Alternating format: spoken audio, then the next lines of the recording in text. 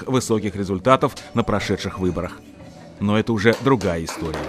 Великий драматург и сценарист Александр Володин когда-то он написал, что правда почему-то потом торжествует, почему-то торжествует, почему-то потом, почему-то торжествует правда, правда потом, но почему-то обязательно.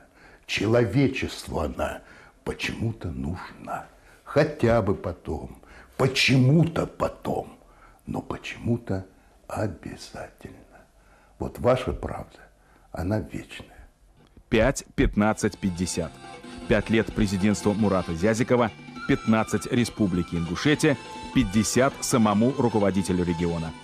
3 знаменательные даты вместил в себя 2007 год, ставший новым рубежом отсчета времени для президента Ингушетии и его команды.